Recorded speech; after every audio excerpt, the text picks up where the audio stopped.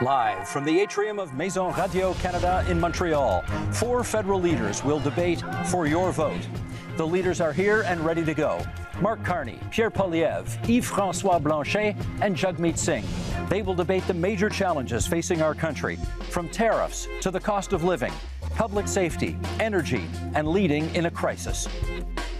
Good evening, everybody. I'm Steve Paikin, your moderator for tonight's debate. Each leader has agreed to the following: no notes, answer the questions, stay on theme, stay on time. How much each leader speaks will be counted on these clocks, visible to the leaders and to you at home. This is the 2025 Federal Leaders Debate.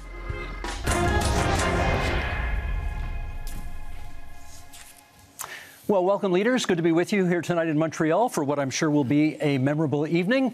Our first theme is tariffs and threats to Canada, and we will begin with a round of questions.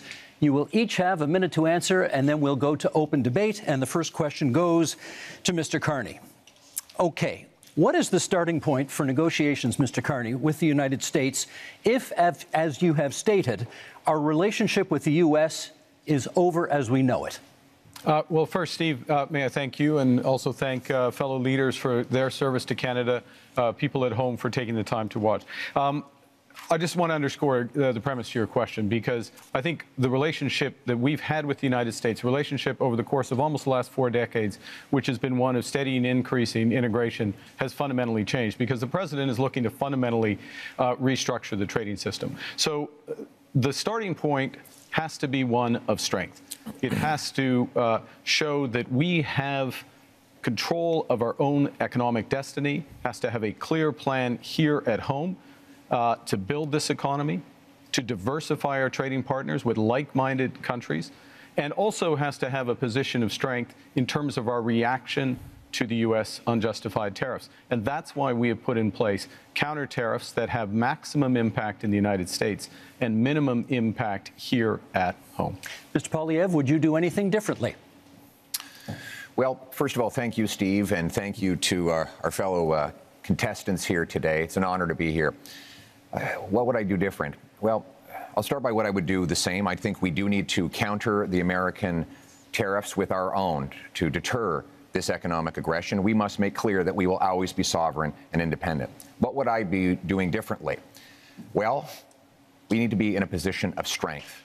The Liberal government has weakened our economy with anti-energy laws, red tape, and high taxes that have driven $500 billion out of our country into the United States and made us incapable of shipping our resources overseas. That weakness threatens our ability to stand up for ourselves. So what would I do? I would cut taxes, red tape, and approve our resource projects so that we can get our goods to market and bring home the jobs, so we stand up to President Trump from a position of strength. Mr. Singh, you get the next question. Can we trust the United States to work with us on matters such as Arctic sovereignty and defense policy? I think we've seen, first of all, good evening, everyone, and thank you for tuning in, and thanks for the question, Steve. We've seen what, for a lot of people, feels like a betrayal when we look at the United States. I grew up in a border town. I grew up in Windsor, and we saw how connected we were as a city and as a community. People lived on one side of the border, worked on the other. People traveled back and forth all the time. We're in the automotive capital of Canada, and we knew how important it was to be able to build cars in Canada, but we saw that those cars went back and forth across the border. Seeing what Donald Trump did to attack Canada in this unprovoked way without any justification really felt like a betrayal. And so Canadians now are right to say, well, we don't really trust Donald Trump at this point, and we can't really have a lot of faith in him. So when it comes to our Arctic sovereignty and our security, we need to make decisions that are in our best interest and no longer be so dependent and so reliant on the U.S. And that's what I would advocate for, making sure we are resilient, independent, and less dependent on the United States. Monsieur Blanchet, for you, what supports would you want to see for industries affected by tariffs, many, of course, of which are in Quebec? Many of them. First, be all welcome in Quebec and Montreal. You have me because I try not to speak English in Montreal. However, I think we should never underestimate the threat that Mr. Trump poses on Quebec economy and Canada economy and Mexico economy. But we must acknowledge the fact that the economy of Quebec is built differently. The challenges are not the same. The necessity for Quebec to have, at least partly, its own voice in the negotiation is important. The difference between Quebec and Canada is very important in terms of economy, but also in terms of identity and language and values and who we are and the way we want to handle immigration. So we have the right to be different, and if this difference is being respected by whoever becomes Prime Minister of Canada, we will be reliable partners in order to achieve the best possible negotiation and protect ourselves and our economies as partners. Merci, Monsieur Blanchet. Okay, we now move into open debate, and I'll start it off, Mr. Carney, with you, and then we go from there. Do you still support dollar-for-dollar tariffs, even if they ultimately threaten Canadian jobs and businesses? No, and in fact, we've already moved off from dollar-for-dollar tariffs. We have to recognize, and I think we all do, the United States economy is more than 10 times the size of the Canadian economy. And the principle in terms of our counter tariffs is to have maximum impact in the United States, as I said a moment ago, minimum impact here. So we have to think about the impact on Canadian businesses. I'll give you one example, if I may. In the auto sector, the way we've designed those auto tariffs is that Canadian automakers, if they maintain production here, if they maintain their investments here, when I say Canadian automakers, I mean automakers that have jobs and plants and production in Canada, then they can have lower tariffs on what they ship to the United States. We create a huge incentive for them in order to do that. We also have carved out the Canadian auto parts sector. Last point, I know you're pressed for time, the Canadian auto parts sector, so that it can remain competitive with the United States. We're focused on maximizing Canadian jobs, maximizing the harm in the U.S., so that we get them where we need them. Mr. Poilievre, you want in, then Mr. Singh. Well, Mr. Carney, you claim that you want our country to respond with strength, but after the last decade, half of which time you've been Justin Trudeau's economic advisor, our economy is weaker than ever before. It's been the worst growth in the G7. We've lost $500 billion of investment south of the border. You supported blocking pipelines in Canada that gave Donald Trump and the U.S. a near monopoly over our energy. And now you want to keep in place Bill C-69, the liberal no new development law that blocks us from shipping our resources overseas. How could you possibly think it's a good idea to give the Americans a continued monopoly on our energy projects when you have seen how much these liberal policies have weakened our country over the last decade? Let Mr. Carney respond, and then Mr. Singh. Sure. If I may, yes. So let's go to my record. My record is a month long as Prime Minister. And this goes to the heart of coming to the Americans with strength, but doing the right thing for Canada. Within the first week as Prime Minister, I sat down with all the premiers of the provinces and territories, as well as the leaders of the Indigenous peoples. Got an agreement with all the provinces and territories, doesn't happen very often, got an agreement for them to have one Canadian economy instead of 13, first point. Secondly, to commit the federal government to do its part by Canada Day, so free trade in Canada by Canada Day. Thirdly, the federal government to commit with respect to project reviews. The question was about pipelines. I'm getting to it. Thirdly, one project, one review, and relying That's on provincial. Yes, it is possible under our system. No, it is the impact assessment. It is agreed on under the impact assessment framework, and we have a cooperation agreement with British Columbia already. We're looking forward to them with the other provinces. We will move forward. Got to let Mr. Singh's turn, please. Of course, we agree around having a strategic response to the United States. But what I'm concerned about is what we're doing here in Canada. We are already seeing threats to our country in that just the threats alone of the tariffs have meant Canadians have lost their jobs.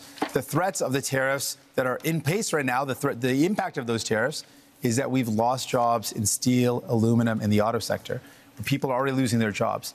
And while, Mr. Carney, you had time, as you mentioned, not very long time, but as Prime Minister, you showed us your priorities.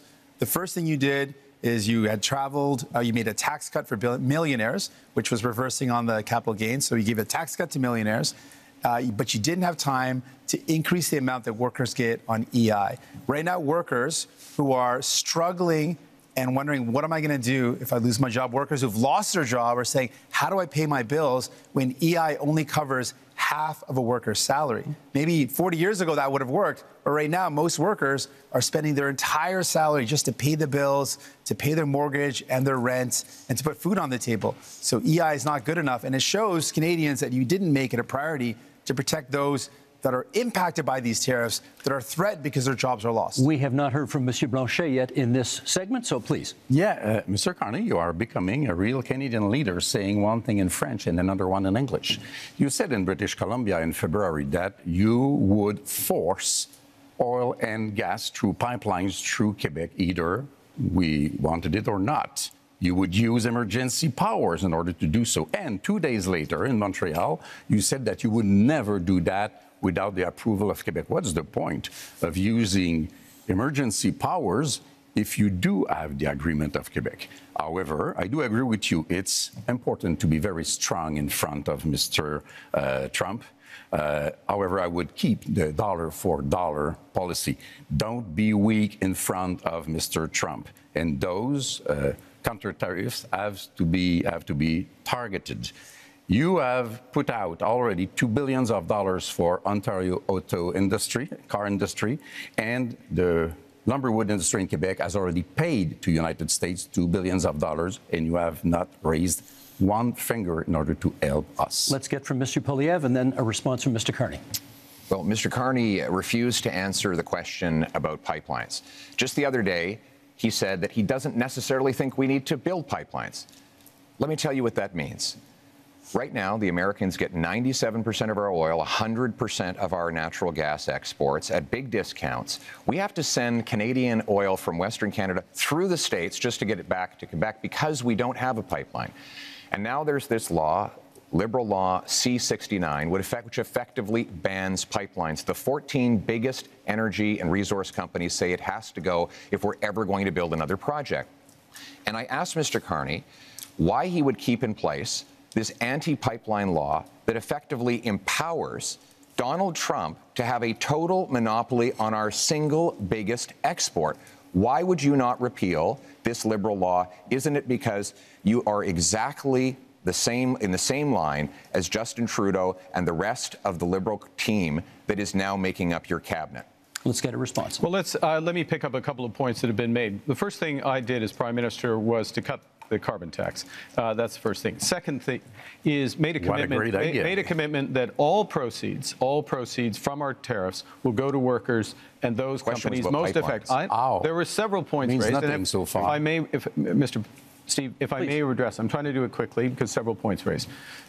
All proceeds go to workers and the firms most effective, and those proceeds are considerable. Third thing, I'm interested in solutions. I'm interested in getting energy infrastructure built. That means pipelines, that means carbon capture, storage, that means electricity grids. And here's how you do it. And we've already moved in the first month.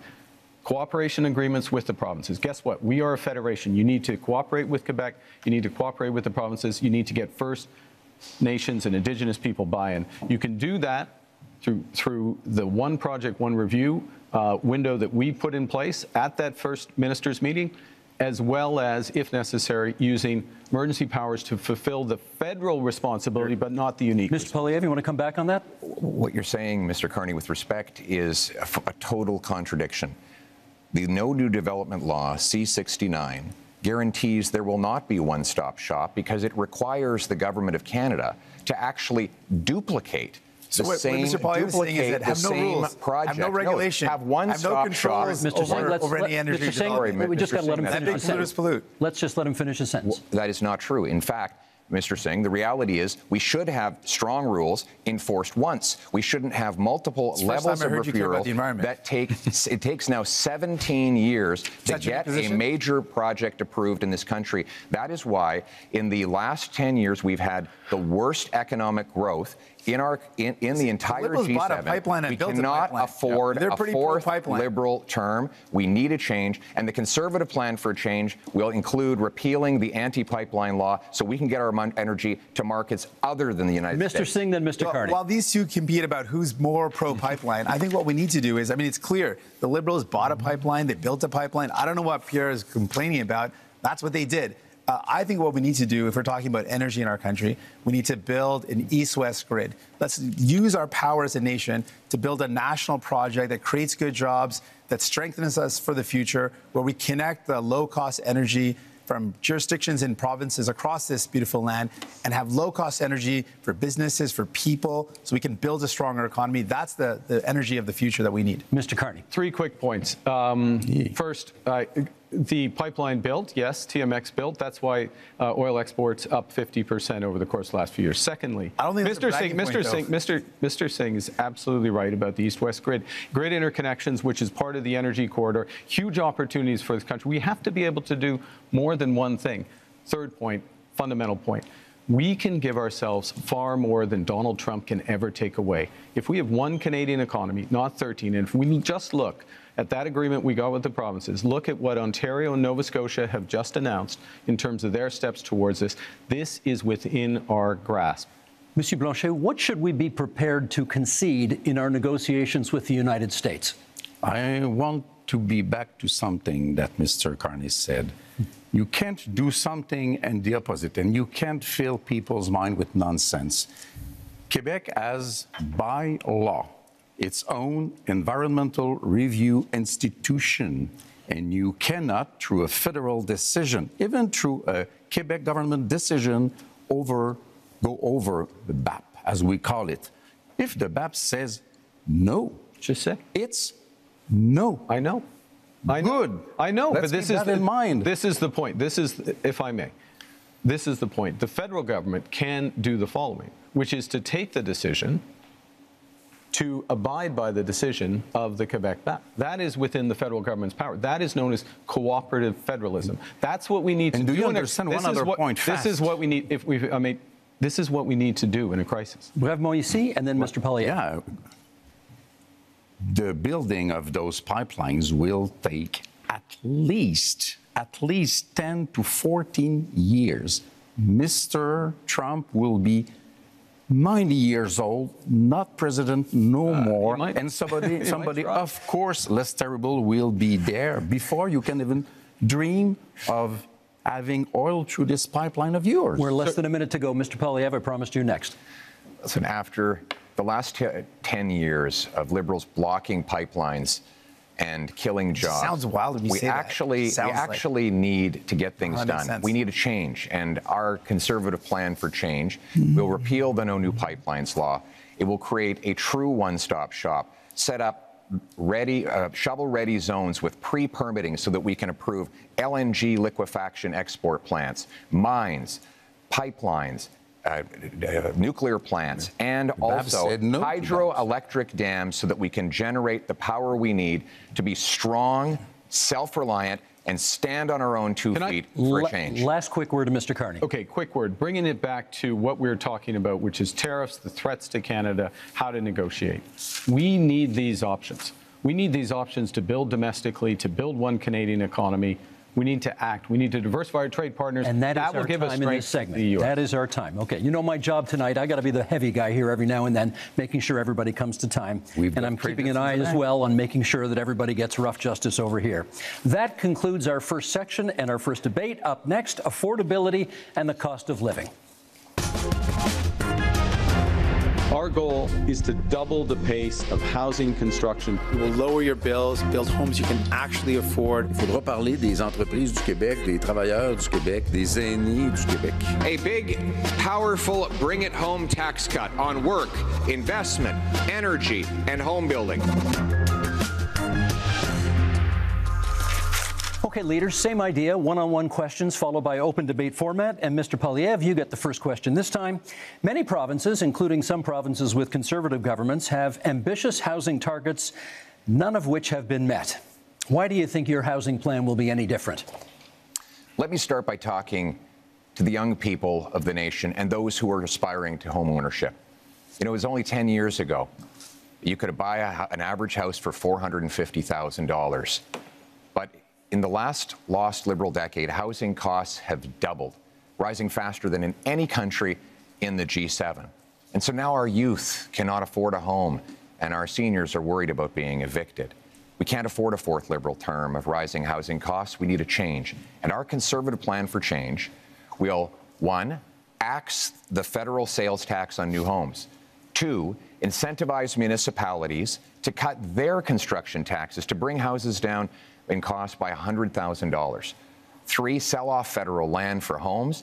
And 4, train up 350,000 young trades workers who can help build those homes. Because you deserve a home, and we're going to make it happen for a change. Also on the issue of affordability, Mr. Singh, you get the next question. How do you bring down grocery prices in the midst of a trade war? I appreciate the question. This is a big concern. When I talk to Canadians, they tell me they're really feeling squeezed from the cost of living. That's one of the top things that people tell me about. People are saying, I can't afford to buy groceries. Every time I go to the grocery store, it's just ongoing worry and this feeling of anxiety that can I actually afford the things that my family needs? On top of that, people are worried about the cost of homes. I think those are the two biggest things I hear. So we can do things about this. Other countries have taken concrete steps. We can put in a price cap on food essentials. France has done it. Greece has done it. To great success. It's brought down the cost of food significantly in both those jurisdictions. We can also ban corporate landlords from buying up the affordable homes to keep homes that are affordable. We can make things better for Canadians, but it requires having the courage to take on the powerful corporations that are ripping you off, that are price gouging you. And we know that price gouging is one of the major reasons why food prices are going up. You're never going to hear Pierre Poilievre or Mr. Carney talk about the fact that these are the corporations ripping you off. Thank you, Mr. Singh. That's time. Mr. Blanchet, I want to ask you about old age security, which will soon cost this country $100 billion annually. We understand you would like to expand it. How would you pay for that? We would want it to be just for everybody because the Liberals have created a discrimination against elders which are 65 to 75 years old, having 10% less income from federal government than those who are over 75. But the best way to do it is to have everybody pay its fair share in terms of tax, which means that one should not be entitled to hide money in fiscal paradise in order not to pay him or his clients or friends, not to pay billions of dollars in taxes that could be used to help the situation of elders. Those are things which are supposed to be applied to everybody. There are a lot of questions to be answered about that. Other ways to do it is to reduce the pressure on housing price to make sure that the whole budget of elders and families and workers can afford houses which have increased dramatically in price. Merci, Monsieur Blanchet. That's time for this one. Mr. Carney, I want to ask you about housing, which over the past decade has gone from a problem to a crisis while the Liberals were in power. Is your policy on getting homes built any different from your predecessors, and how? This is one of the reasons why I entered this contest, because of the housing crisis, the cost of living crisis, the housing crisis, and the Trump crisis to help fix it. And I would say, look, the housing approach is fundamentally different because we need a fundamentally different approach. We need to build housing at a rate that we haven't seen since the end of the Second World War. We do need a fundamentally different approach. And with the fundamentally different approach, we can build an entirely new industry. So the question is how? Now, Mr. Poilievre and I agree on some things. Okay? I agree as well on reducing the tax on first-time home purchases as a way to buy. But I am focused on increasing the supply of homes and doing that in a way that uses Canadian technology and modular prefabricated housing, that uses Canadian lumber, including in reinforced timber, and uses Canadian workers. And in all respects, we're scaling up to double the rate of home building. Thank you, Mr. Carney. That's time. We now move to open forum here. And Mr. Singh, you get the first comment. Many of you have pledged to cut the GST on many aspects of buying a home. And Mr. Singh, I want to ask you, would you cut the GST on anything else in order to make life more affordable? Absolutely. In fact, I'm the only one on this stage that fought to give people a GST holiday. Interestingly, while that GST holiday helps working class folks, middle class folks by taking off the GST off essentials, the Conservatives under Pierre Poilievre voted against that. They opposed the idea of giving people, actual folks that need help, a tax break, and would rather give millionaires a tax break, which shows you whose side he's on, which is not surprising. But what is surprising is that Mr. Carney also said that giving people a break on their GST is a bad idea. Mr. Carney, why do you think giving a tax break to capital gains folks that earn more than $1 million is a good idea but helping a family afford their groceries, helping people afford their bills for their internet, their cell phone, their home heating, giving them relief to take the GST off those is a bad idea, but giving a tax break to people who really only earn over more than $1.4 million, that's somehow a good idea. Okay, you went after That's Mr. your numbers. You went after Mr. Poilievre first, so I'm going to give him the first shot to respond. Well, Mr. Carney, the reality is that housing costs doubled under the Liberal government, while Justin Trudeau made exactly the same promises that you are now repeating today. He promised that he would double home building. In fact, home building went down. He promised that he'd reduce the cost. In fact, it went up. And now here we are. Mark Carney is asking for a fourth Liberal term, repeating the exact same Liberal promises that priced you out of a house. Just a few weeks ago, before the election, the Liberals voted against taking the GST off new homes, and they have continued to build up bureaucracies that block construction. We need a change so that you can afford a home, and our change will be, again, to axe the sales tax on new homes, incentivize municipalities to speed up permits, free up land, and cut development costs. Train up 350,000 young people who can be in the trades to build those homes and sell off the land that is going to be needed in order to build homes. That is a real plan for you to own a home and afford your life for a change. Mr. Carney, they're coming at you from both sides. What do you say? Okay. I know it may be difficult, Mr. Poilievre. You spent years running against Justin Trudeau on the carbon tax, and they're both gone. Okay, they're both gone. And we're in a new impersonation of them with the same policies tonight. Very different. Look, I'm a very different person from Justin Trudeau. Focus is on results. Were you his economic advisor? And so how to drive results in the housing market, you've got to change the model of building. You've got to increase the financing for housing developers, $25 billion on the table for those housing developers, $10 billion for deeply affordable homes, cutting development charges in half, lowering the cost of the building of those homes by 20%, and lowering the emissions and the run costs of those homes by another 20%. This is how you drive affordability. This is how you bring young people back into the housing market. Exactly what Blanchet Trudeau and then Mr. Singh. You claim to be very different from Mr. Trudeau. Now, the point is to show that you are any better than Mr. Trudeau. You claim to have a lot of experience in many things, and you know things. Last time we had somebody saying that they knew things, it was the senators, and they killed the law that protected supply management because they knew better than us and were elected by nobody, exactly like you are today. You say that you are a great crisis manager. Which one? I heard of nothing. As far as I know, Brexit happened, even if you were against it. You say you are a great negotiator. What have you negotiated but fiscal paradises in Bermudas or Cayman Islands? You have to prove something, and you have to reveal what you own in those companies if you want people to believe you. Mr. Singh, you wanted it. Yes, returning to the topic of housing. Now, it's very important. Obviously, we need to build homes that people can afford. Mr. Poilievre had the opportunity to show us what he could do. He was the Minister of Housing under Stephen Harper, and during that time, guess how many homes he built? He built 6 homes. During that entire time, this is not something you can trust to build homes. He built 6 homes. 200,000. This has been confirmed again and again. He built 6 homes. That's it. Now, the problem, though, with Mr. Carney is, while he's laid out a plan, the problem is that when he was the chair of Brookfield Investments, this is a company that made a strategic decision to buy up affordable homes in cities like Toronto, where people were paying a decent rent.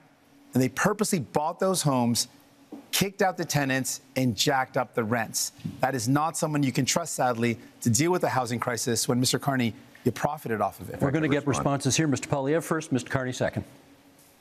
First of all, Mr. Singh, the Toronto Star, the Toronto Star debunked your falsehoods. No, it was 6 homes, and I appreciate neither Liberals or NDP are very good with math, but in that year, the year I was the minister, if I could, which is great. The year I was, let's let him answer. In the year I was high enough, though. The year I was minister, we had 200,000 homes built, and guess what the average price of a home was at the time? $450,000. And guess what happened at the end of the Conservative reign? One bedrooms rented out for $900, and that since that time, housing costs have actually doubled under the Liberals. They doubled and under the Conservatives too. Now we have Mr. Carney making tens of billions of dollars of spending promises that will ultimately continue to build bureaucracy. We don't need more bureaucracy in Ottawa. We tried that for 10 Liberal years, Mr. Carney. What we need is to build homes in communities. Certainly and that means axing taxes on home building and getting the government out of the way so that builders can actually build. I think, Mr. Carney, you are on housing. We need a change, and you, sir, are not a change. Mark Carney. I'm going to pick up on, I thought that answer was quite revealing. The first thing is that it's an attitude towards housing that absolutely ignores affordable housing, deeply affordable housing, issues with vulnerable people, ignores the rental market, ignores all other aspects of it. So the six are the relevant. Mr. Singh is absolutely right. The six are the relevant. 200,000. The 200,000 are a different part of the housing market. There are many Canadians. There are many Canadians at different income levels. The second thing it reveals is a misunderstanding, or, well, a misunderstanding, I'll be polite, of how the government's balance sheet can catalyze enormous private investment. And that is what we need to do to solve the housing crisis. It happens to be what we need to do as a whole to address the economic crisis that's been forced on us by President Trump. Mr. Blanchet? Yeah. You have spoken much more than I have, so I won't ask a question. I will make a statement instead. I'm not saying, no, I'm not saying that you cannot do what you pretend that you are able to do. We just have no proof so far. I'm saying quite clearly that you cannot be entitled to do it alone. You cannot be entitled to hold all the power in your two hands. You cannot go out there and fix things for Canada and Quebec without being seriously checked by serious people. You cannot go out there and speak for Quebec without Quebec having its own strong voice to protect itself and to promote its different economy. So if you want to collaborate, let's say right now that whatever happens, even if minority government happens, you will be a partner with the different Quebec economy and identity, which you have been not interested in for the economic part and not respectful for the identity part. Let me get Mr. Singh in at this point. Can you tell us what's the first thing you would do to make life more affordable for Canadians? Yeah, there's a lot of things that we can do, and I've laid out some of those things. I think fundamentally, I'm the only person on stage that not only fought for real relief for people in terms of affordability, I'm the only one that fought for pharmacare that actually makes life more affordable by giving people medication coverage, dental care that gives people more affordability by letting them access their services if you're a senior and a kid. I fought for childcare to make sure people could afford childcare. All measures that Mr. Poilievre voted against, all measures that Mr. Blanchet voted against. So if you want someone that's going to fight for you in Ottawa to actually make life more affordable, you can't entrust all the power to Mr. Carney. He doesn't have a track record of making life more affordable for people, but we do. So vote for a New Democrat, and we'll continue this work to make life more affordable for you, while the Conservatives and the Bloc have voted against those measures to make life affordable, because that's not who they care about. New Democrats are in it for you. Pierre Poilievre. The number one expense for families today is taxes, more than they spend on food, clothing, and shelter combined. This after 10 years of Liberal tax increases. We can't afford a fourth term of high Liberal taxes. That's why Conservatives have a plan for change. And that plan includes voted against every measure to help people out. Cutting income taxes by 15% for the average worker and seniors, saving a working couple up to $2,000, rewarding hard work again. Because hard work is actually being punished. Is actually being punished because of the very high taxes. Now, the Liberals promised 10 years ago they would lower them. They actually raised taxes on 9 out of 10 Canadians. We need a change in this country because your hard work should once again pay off with a powerful paycheck that buys you an affordable affordable home, so you want to save people $2,000, and that's what we will deliver. You want to save people $2,000, but cut their dental care, which is thousands of dollars. False. Cut their child care, which is thousands of dollars. Cut pharmacare coverage, which is thousands of dollars. False. That's not a very good math deal right there. You're going to save people $2,000, but cost them tens of thousands of dollars. That's why you cannot afford Conservatives, and you certainly can't trust the Liberals Mark on their Carney's own. turn. You need New Democrats. Mark Carney. I'm going to reinforce that point, and then I'll respond to Mr. Blanchet. Childcare in this country, $3,000 to $10,000 a year for a family, depending on where you live. Province, jurisdiction. depending on where you live, that's what's being saved there. $800 per trip to the dentist.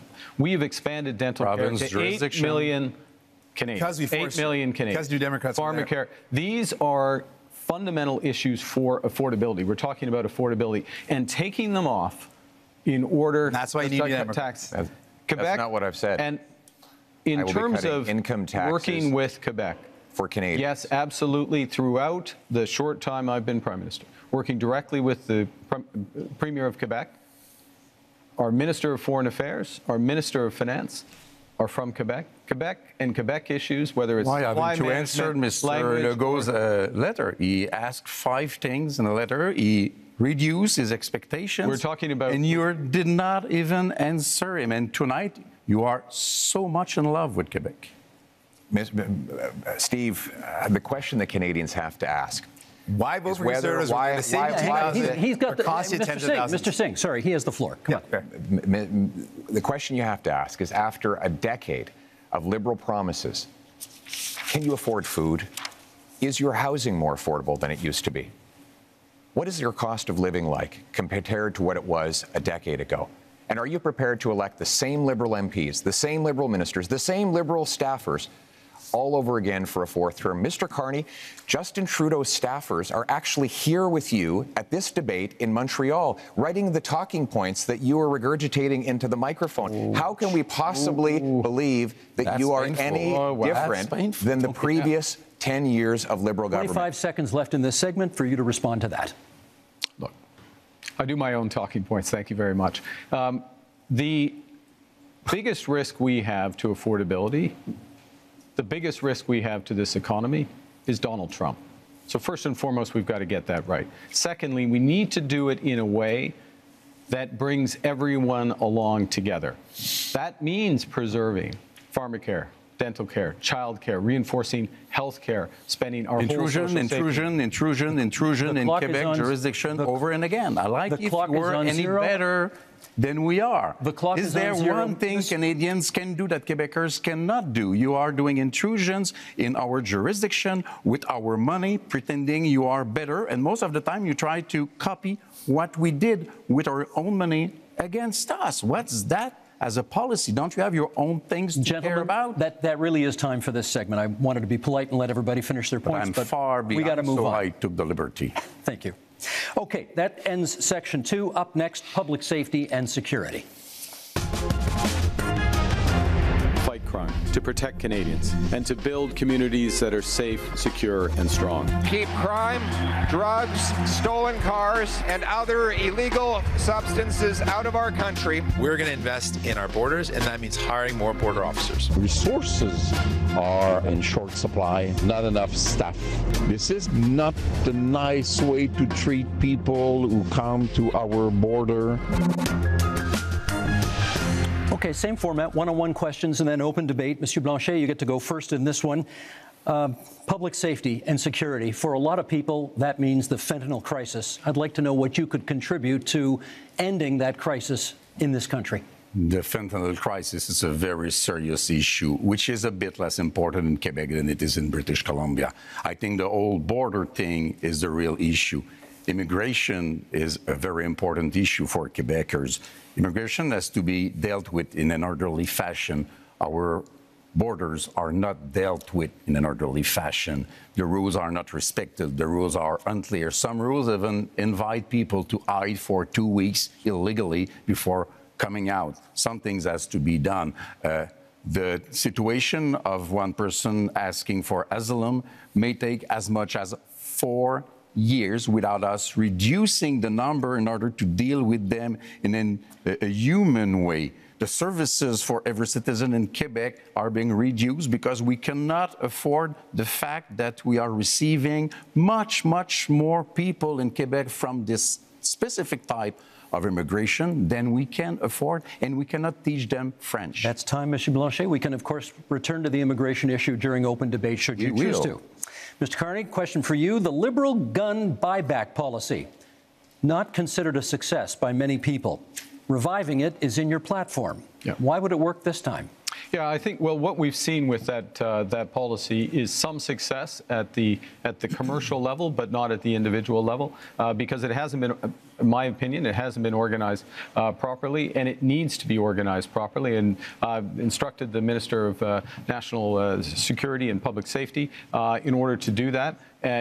So part of this is a different focus of government, a focus on results, a focus on clear milestones in the short term. Let me make a broader point, though, on gun, which is that we have a problem with guns coming over borders, which is why we've tightened our borders.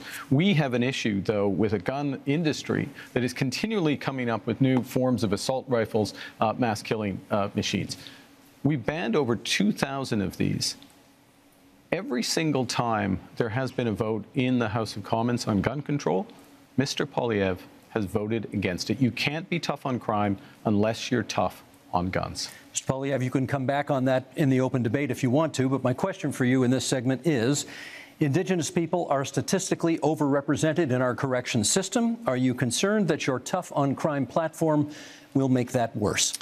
I'm concerned that Indigenous people are disproportionately the victims of crime. I give you the example of a wonderful group of Indigenous people who came under attack in Saskatchewan, and many of them were murdered. Killer was out of jail after 60 prior convictions. This is the result of 10 years of liberal laws that allow the same offenders to be released dozens and dozens of times, even when it's known they are a danger. We can't risk a fourth liberal term of soft on crime policies. We need a change. And the Conservative plan for change will bring in a 3 strikes you're outlaw. 3 convictions for serious crimes, you go to jail for at least 10 years, maybe for life, no chance of parole or bail. We will bring in life sentences for traffickers of fentanyl, human beings, and guns, and we will secure our borders to keep the illegal guns Thank you, Mr. Poilievre. That's time. Mr. Singh, your question is about the RCMP, because you've got RCMP reform in your platform. What, in your view, is the problem with the RCMP? Well, some of the basis for this is the concern that's been raised in more rural communities and northern communities that there have been some serious concerns about violence or inappropriate use of force when it comes to the execution of their duties. We want to make sure that we've got a top-tier police force that provides security and safety to those communities in a way that's sensitive and understanding of the communities they're serving. I also think what's very important is for Indigenous communities, Indigenous policing. This is an area of deep concern. I think everyone in our country should be safe. You should be able to be safe at home, safe when you go to work, safe if you take public transit, safe for your kids to be able to play in the local playground. And that's something I'm committed to. The other area that I'm focused on when it comes to public safety is making sure we prevent crime before it happens, and that's why we want to see increased investments in our border security. We saw under the Conservatives, they cut 1,100 border officers in one day. So that prevented our ability to keep our borders safe. That stops those materials from coming into the country. Mr. Singh, that's time. Not sure it was about the RCMP, but maybe we can get back to that during the open debate segment, which we go to right now. And Mr. Poilievre, you get the first word on this one, and it sort of dovetails on the last answer you gave, which is you have pledged to be the first prime minister in this country to use the notwithstanding clause, setting aside charter rights of, as you call them, multiple murderers. Why do you think that's necessary? To be clear, I want to uphold the charter rights of Canadians under Section 7 to life, liberty, and security of the person. Right now, that right is violated by multiple murderers who are given discounts. The case in question was a gentleman who went into a mosque and shot dead 6 innocent worshipers. He got, according to this ruling, only one 25-year sentence, meaning he can be out in his 50s. He only serves 4 years for every murder that he carried out. That is outrageous, and I will use the constitutional powers that are created for this purpose to ensure that mass murderers stay in maximum security penitentiary for life. They will only come out in a box. We will also pass tough new laws that prevent repeat offenders from getting out. If you commit 3 offenses under the 3 strikes law I propose, you will not be allowed out of jail until you prove that you are drug-free, that you are behaved perfectly and that you've learned an employable skill and you've served a 10-year sentence. We cannot allow liberal crime and chaos to go on terrorizing our communities. What we need is a real plan for change so that we can bring back the safety and the security that Canadians used to take for granted. Let me get Mr. Carney to respond to that. You think that's an appropriate use of the notwithstanding clause of the Charter? I think that the one of the core responsibilities of the federal government, Prime Minister, is to defend the fundamental rights and liberties of Canadians. And those fundamental rights and liberties of Canadians are outlined in our Charter of Rights and Freedoms, which is 43 years old literally today. I think it's a very dangerous slope to override judgments of the Supreme Court of Canada. In fact, the Charter of Rights and Freedoms exists to protect Canadians from people like us on the stage, politicians who may use their power to override fundamental rights. And the issue in using by the federal government, I'll stop here, is not where you start, but where will you stop? Mr. Poilievre, I should get Mr. Poilievre on that. Is it a slippery slope if you use it in this case? I must say, I would be quite interested too, because Mr. Carney said that he didn't want us to use the notwithstanding clause before adopting a law. And yesterday he said that he felt that it was wrong to use the notwithstanding clause after a law is adopted. So if we cannot use it before and we cannot use it after, it means that Mr. Carney believes that we should never use it. But it is very important. And the Ford case made it clear. The Constitution says how it should be used, but never how or what we will do with it, because it's the prerogative of the provinces. So do you want the Supreme Court to overrule another judgment of the same Supreme Court because you don't like it? Because that would be being the hell of a politician as you define them. Well, let me just start by saying, first of all, thank you. I just started by saying, let's not let Mr. Poilievre get away with making this ludicrous claim that anyone on this stage thinks that violent crime should get a less severe penalty. Obviously, that is not a special position that he's taking. Everyone agrees that horrible crimes should have horrible sentences. Judges are equipped to do that, so don't let Mr. Poilievre's rhetoric confuse people. Obviously, everyone agrees that if someone does something horrible, they should pay a horrible price for it. There should be appropriate sentence that's put in place by a judge. But what I'm concerned about is all of what Mr. Poilievre is talking about is after the fact. Now, there's heinous things that happen, and there needs to be severe penalties put in place. But we also need to keep communities safe. And that's what my focus is. Well, how do we stop crime before it happens? Much of the violent crime that's committed is committed by illegal handguns and firearms that come across the border. Now, Mr. Poilievre has admitted that as well, that it is illegal handguns and illegal weapons that are used in violent crime. So our plan is, let's stop those illegal weapons getting into our country in the first place. And the way we do that is by having stronger border security officers and having more people on the border. Mr. Pierre Poilievre, when he was in power in the Conservatives, they cut the number of border officers. They reduced the number, weakening our borders. Keeping an eye on time can't here. Trust them. Let's get back to Mr. Poilievre on the issue of whether, in using the notwithstanding clause under these circumstances, would be a kind of a slippery slope and encourage politicians to use it more. No, we will use it to protect the charter rights of law-abiding Canadians. I'm interested in the rights of victims. Mr. Carney seems to be very interested in the rights of criminals. He says that it's dangerous for me to ensure that mass murderers stay behind bars for life. You know what's dangerous? Turning them loose on our streets.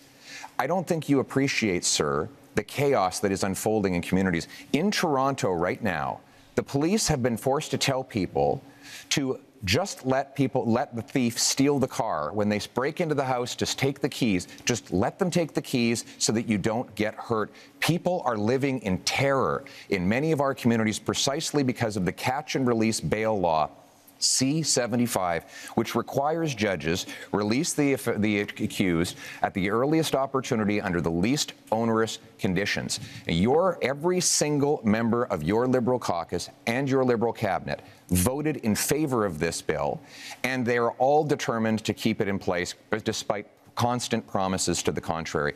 Mr. Carney, Canadians deserve to live in peace and security. That is the right that I'm fighting for a change. I'm fighting for that as well. And let me be specific about two things that have been raised. The first is with respect to these issues of car theft, home invasion, and I'll use the the GTA area where there has been a sharp increase. How do you attack that? You attack it several ways. One, you increase the criminal penalties for that happening, particularly if you're part of a gang, particularly if you use a firearm. And you will do that? And we're doing so. We've committed to doing so. You put in place a reverse onus in terms of bail so that it has to be proven that there's not a risk, which we've also committed to. And then you go to what Mr. Singh was talking about, which is we have to reinforce our frontiers. That's why we're committing to an extra 1,000 Canada Border Service agents, an extra 1,000 RCMPs. That's why, as part of the broader fentanyl initiative, where we've added to the RCMP there, we've added drones, we're adding helicopters, we're adding surveillance, and we're going to the other end of the chain with respect to car theft, which is tightening security at the ports. This is what we need. In order to get results, you need to focus at both ends of the chains in federal. Singh. Thank you very much. I want to talk about one of the issues that has come up is the idea of the public safety concerns around the overdose crisis and how this is devastating our communities. We're seeing so many lives being lost. In that, we know that one of the ways to address that is by investing in some of the solutions like mental health services and rehabilitation services. Services keep our communities safe, having access to those good services. Both Mr. Carney and Mr. Poilievre are proposing cutting government spending and cutting those services. That's not going to make our communities safer. We need to see better investments in rehabilitation services, more investments in mental health. We need to respond to this serious crisis in our country with care and compassion. I've met with Moms Stop the Harm, an organization of moms that have lost their children to this opioid overdose crisis. They've literally had their children have died because of this. And they're saying we need to do everything possible to save lives, to stop this death from happening. And I think we need to listen to those moms, and that's my commitment. Mr. Blanchet. Two things as rapidly as possible. First, we believe that we should act on crime gangs and organizations, defining them as we do for terrorist organization. We have to protect our kids from the violence of those gangs, from the drugs being sold by those gangs, from the guns and whatever else being stolen,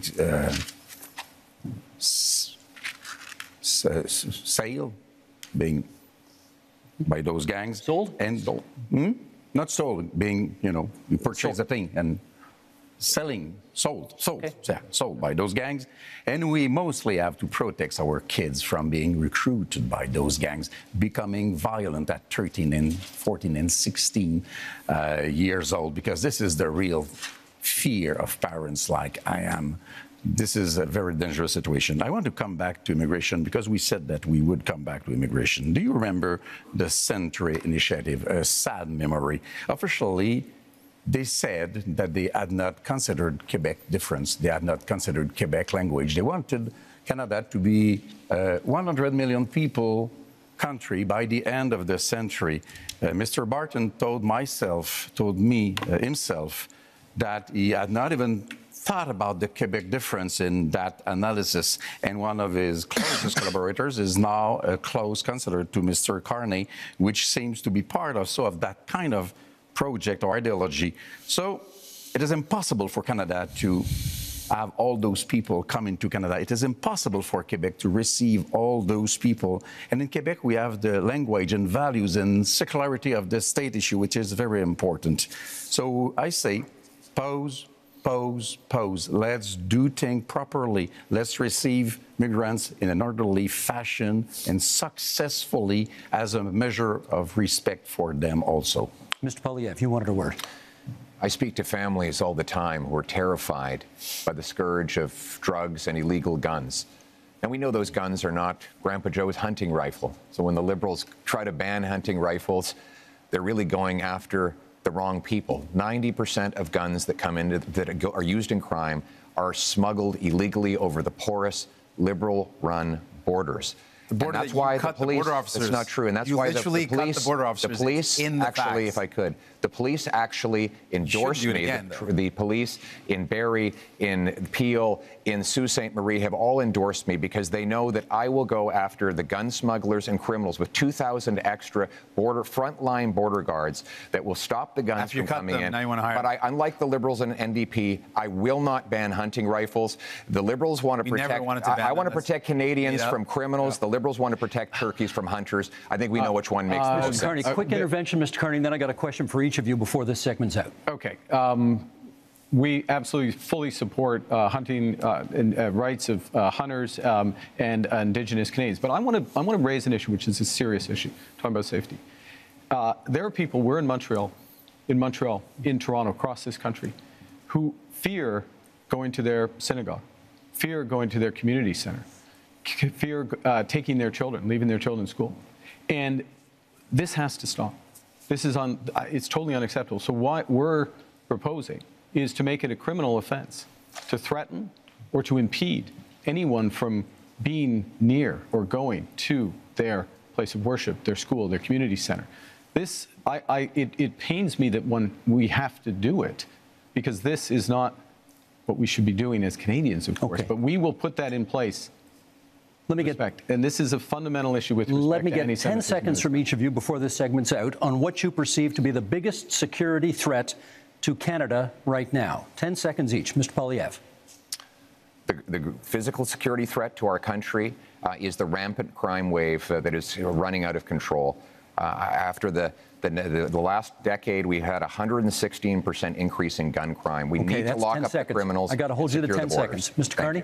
Well, we're in a security section. I think we didn't have a chance to talk about anything internationally. I think the biggest security threat to Canada is China. China, you say? Yeah. Mr. Singh? Biggest security threat, illegal guns and drugs coming across the border, and cuts to services that would make our public safety and security even worse. Last word to Monsieur Blanchet. The fact that neither Quebec or Canada is able to protect itself, and that we are still dependent and entirely dependent on Americans to protect us.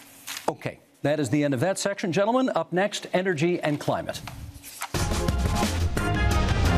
Improving pipelines, getting things built, unleashing production. We are unlocking major infrastructure projects, including in conventional energy, oil and gas. We're speaking thousands of dollars a year for each family to pay for the damages of climate change. We can absolutely build important projects like an east-west energy grid.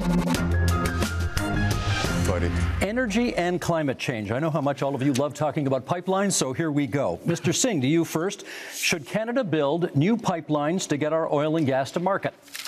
Well, it's not an approach I favor with public money. There's not any projects that are on the table, so it's not a specific project to look at. I favor, when it comes to the environment, building an east-west energy grid that connects low-cost energy and allows for families to reduce their electricity costs. But let's put this all in context. We're talking about what our energy solutions are in the context of a climate crisis. And we're not just talking about a climate crisis in the far future. We're living it right now. I remember I met a mom a couple of years ago before I had kids who told me she was worried about taking her kids out on some days because of the forest fires in BC. It meant that it was unsafe for kids to go outdoors. Fast forward to when I became a parent just a couple of years after that, and I literally worry about the same thing. The forest fires we saw a couple of years ago meant that many places that didn't see this before saw days where there was such smoke in the air that it was dangerous for kids. We've seen extreme weather, forest fires, heat domes, floods impacting us. We've got to do everything we can to protect our future. Thank you, Mr. Singh. That's time. Mr. Poilievre, where does fighting climate change land on your list of priorities when it comes to expanding energy opportunities in this country? It lands within our priorities of bringing home jobs while bringing down emissions around the world. Look, the reality is that if we push production out of our country to more polluting countries, it actually makes the problem worse. But that has been exactly the Liberal approach with the anti-development law, C-69, blocking of 15 LNG export plants over the last 10 years. We have seen more of those jobs go abroad. I want to bring them home. My plan will be to approve, for example, natural gas liquefaction and export, if we sent our gas to India, for example, to displace half of their demand for electricity, we could reduce emissions by 2.5 billion tons, which is 3 times the total emissions of Canada. That's the way we bring emissions down and jobs up. It's common sense, and now it's time to bring it home. Thank you, Mr. Poilievre. The next question is for Mr. Carney. How would your government fast-track pipelines and mining projects while also following the Supreme Court decision that requires consent of Indigenous communities? Well, I think the first thing, and this goes back a bit to where we started, which is recognizing that we are in a crisis. We need to act with maximum force, and having a process and a consultation, but a consultation with a purpose, which is to identify those projects, those investments of national interest that are really going to move the dial in terms of growth, jobs, energy security, while being consistent with long-term competitiveness, which necessarily means lower carbon. And so part of that process is ensuring that First Nations, Indigenous peoples, are there from the start. It also includes their ability to participate fully in those projects, and that's why, and I can tell, like, you've got to tell on when I've gone on too long, so I'll finish up, which is, that's why we're doubling. Our proposal is to double the Indigenous Loan Guarantee Program to $10 billion. What does that actually mean? It means an ability for them to invest equity in those projects and be full partners. Thank you. My tell is my clock, and my clock is at 0, so that's how it goes. Monsieur Blanchet, do you still oppose pipeline construction in Quebec, even though a majority of Quebecers now apparently say they support it? We will know about that when we have held the debate about that, which has not begun yet. We are just beginning it. First, we are hearing very creative numbers, and we are being fed nonsense. And we will be back to it in a few minutes. But energy, trade, commerce is from south to north or north to south. And it's true in Quebec also. In a little more than 3 years, Donald Trump won't be in office, and there will be not one more pipeline having been built once we get there. So let's be serious, responsible, and we will be back with the numbers. We don't want to pay in Quebec for such monstrosities which will provide us with nothing. We now move to open debate, and you all will get a chance, or have had a chance, to get the first shot at this. Monsieur Blanchet, it is your turn to get the first shot. Canada has a substantial supply of critical minerals which are in high demand. Are you in favor of allowing these minerals to be mined? Of course. It has to be done properly. Quebec has probably the most important clean phosphate reserves in North America. In Saguenay-Lac-Saint-Jean, it is very important. It has to be exploited. This is the best way to use Paul Saguenay as an infrastructure that we need. We have lithium. Everybody needs lithium. Transportation has to be taken from oil to clean energy. This is what we want to be working on. It is part of the specifics of Quebec economy. So we are in favor of that. But we don't want to pay for the $30 billion which have been spent on oil and gas by the Liberals last year. It's $7 billion from Quebec. We don't want to pay for the $40 billion which have been spent by the Liberals on Trans Mountain. It's $9 billion from Quebec. Those are $16 billion of which not $1 has been spent in Quebec to develop a lot more power and wealth for Quebecers with our own money. We need to let the leader of the Liberals respond. Well, actually, I was going to pick up on the enormous opportunity that exists in Quebec, exists in Ontario, exists in the north of Canada, really exists across this great nation in terms of critical metals and minerals. We are have one of the biggest resources in this country. And this is, it's not just an enormous economic opportunity, it is a strategic opportunity for Canada. So we have to make a decision. not just to develop it, but how do we develop it and who are our partners for it?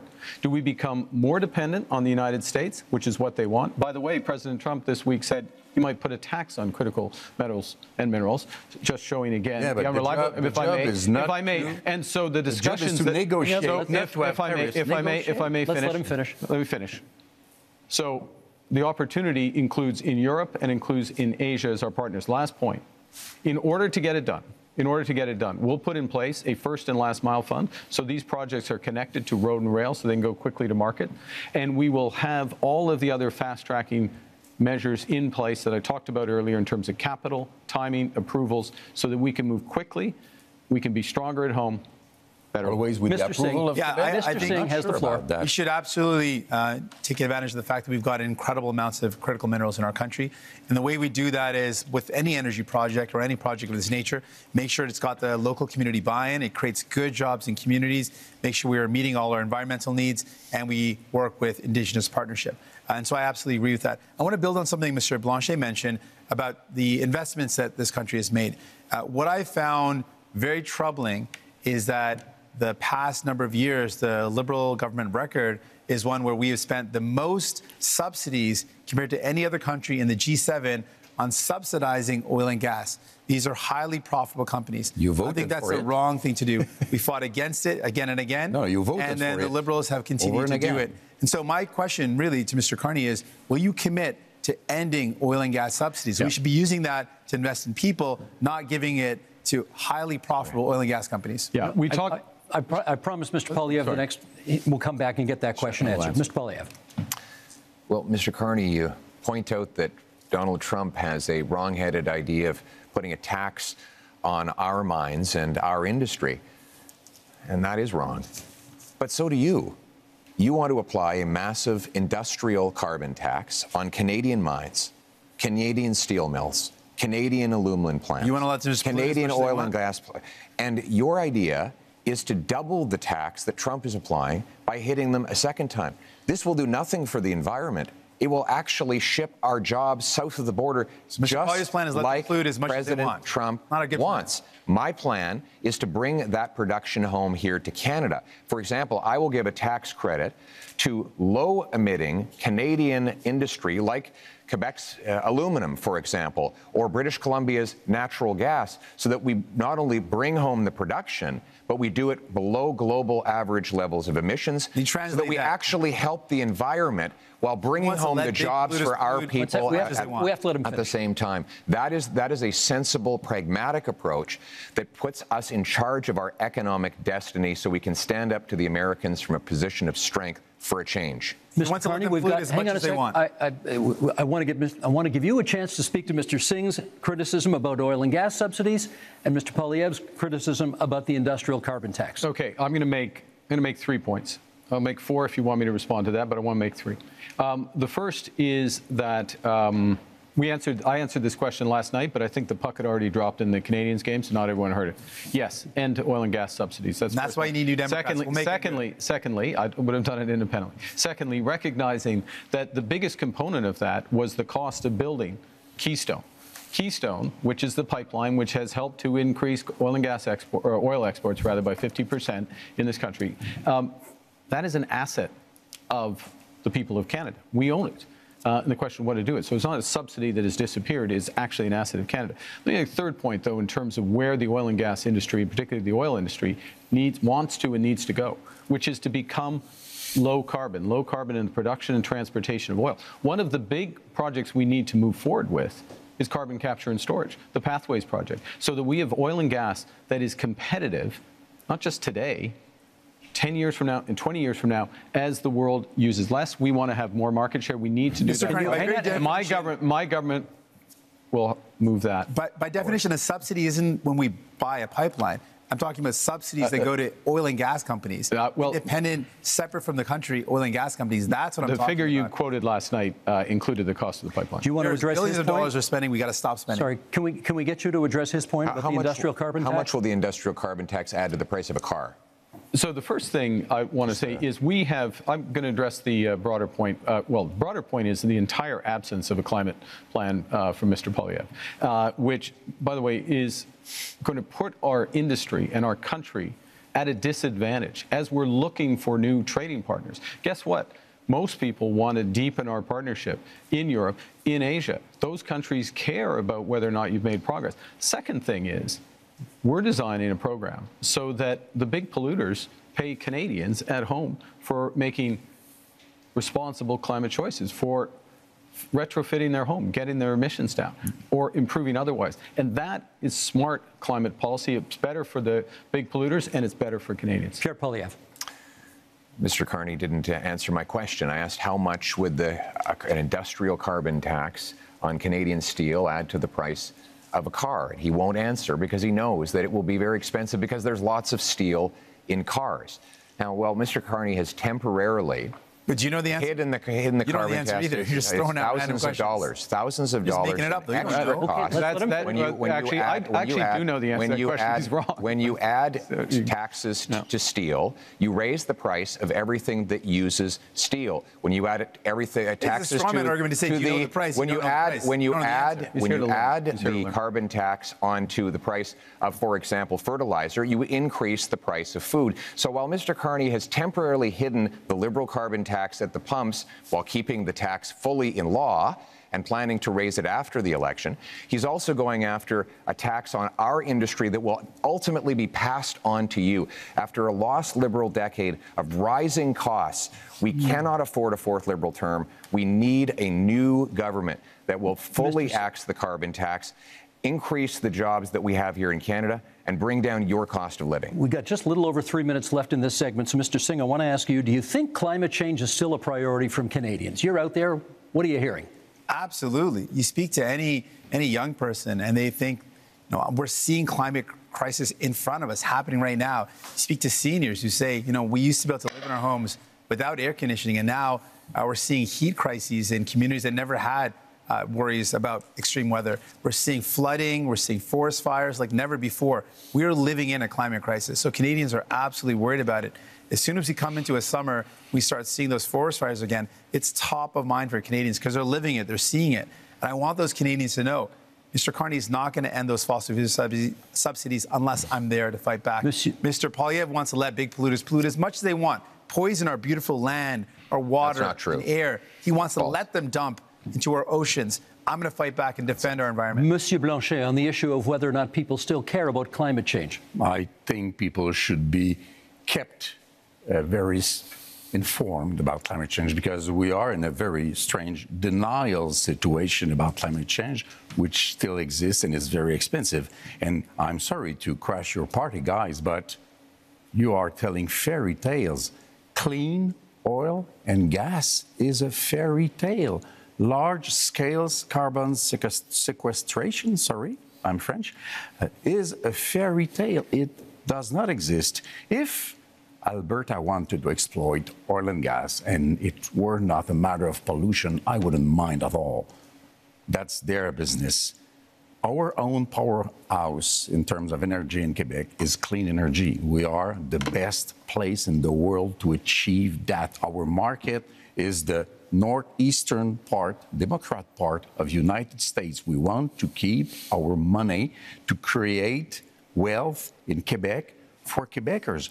Let us be different because we can afford to be different. Let me give. I will get to you because I said I would. But you've taken a couple of hits here, and I want to give you a chance to respond to some of the things that people on this side of the stage have said. Thank you. Well, first of all, we do support protecting the environment. We want to ban the dumping of raw sewage into our waters. We want to hold large corporations to high environmental standards to protect our water and air. But we cannot do that by raising taxes and sending jobs overseas, as Mr. Carney is proposing to do. That has been the approach of the last 10 years of the Liberal government. What the biggest companies that develop our resources say is that we need to repeal the Liberal anti-development law C-69, a law Mr. Carney wants to keep in place. They say we need to repeal the industrial carbon tax and get rid of the Liberal energy cap. We need 6 months approvals in order to get are to take back energy security and energy sovereignty. We can summarize that. He wants to conclude as much as Mr. possible. Carney, hang on. Last word to Mr. Carney in this segment, please. Thank you very much. You know, I was born in Fort Smith in the Northwest Territories, just north of what the oil sands became. When I was born and when I was growing up in Edmonton, early days, it was a fairy tale, quote unquote. But you know what happened? Canadian ingenuity, Canadian engineers, Canadian governments, both the federal government and the Alberta government got together and converted this. The worst pollution in the world. If I may. The worst pollution may I finish? in the May I world. finish? May I 10 more seconds to finish, please. Let him finish his point. That's the opportunity we have. That's the opportunity we have in carbon capture. That's the opportunity we have in small modular reactors. That's the opportunity we have in hydrogen beyond. This country can be a clean energy superpower. My government will help deliver it. And that is time for this segment. Gentlemen, let us go to our final theme, which is called Leading in a Crisis. Canadians know how to weather a storm. Canadians know how to get through a difficult time. If, at the end of the day, we end up with the balance of power, Quebec is safer than it could be in any other scenario. Now is not a time for weakness. Now is the time to take back control. Canadians are always ready when someone else drops the gloves. Okay, leading in a crisis is a pretty broad theme that allows us to explore many different avenues here. So let's get to it. Mr. Carney, you get the first question this time. We haven't balanced a budget in this country in 17 years, and 10 of those years were under your party. You have pledged to get us to a balanced budget in 3 years. Question is, how? So let me put this in the context of leading in a crisis, which is, in a crisis, you got to plan for the worst. Worst is that the U.S. actually does want to take us over. Secondly, you got to have a plan to build, and that'll include a fiscal plan, and I will get to that in a second. The third thing is you need to respond in a crisis with overwhelming force. You need to think big. You need to move rapidly. The things we've been discussing today are a subset of what we can and should do as a nation, and we can deliver. And government can play a role, but its role has to be catalytic. And so our approach is that we will slow the rate of spending. It's been growing at 9% a year, operational spending, program spending, away from transfers individual, 9% a year. We'll slow that to 2%. We will focus on a small amount of capital spending by the federal government in order to drive enormous private investment up to $500 billion by 5 years. Thank you, Mr. Carney. Ukraine surely constitutes a crisis.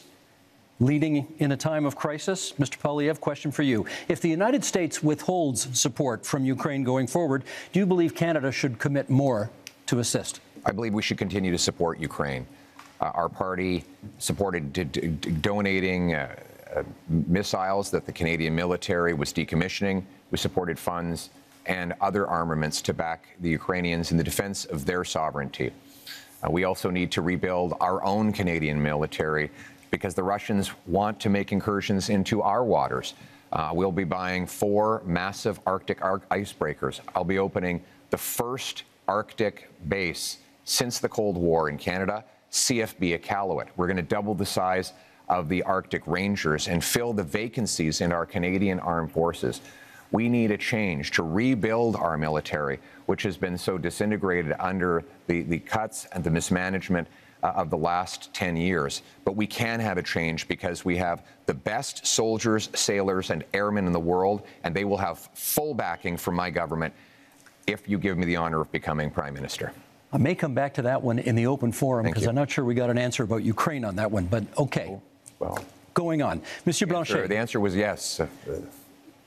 We'll get more details, perhaps, as we go forward. Monsieur Blanchet, given the U.S. trade war, should any talk of a referendum on Quebec independence be put on pause? That one is easy. It will happen only after the negotiation is over, and that's a good thing. I want to say I support the idea we must help Ukraine, but we also must help the civilians of Gaza, and we must destroy Hamas, which is a terrorist organization. You know what? I don't want to be the leader of Canada. You will understand that. I don't want to be Prime Minister. But I can offer to be a partner, a responsible partner, a collaborative partner.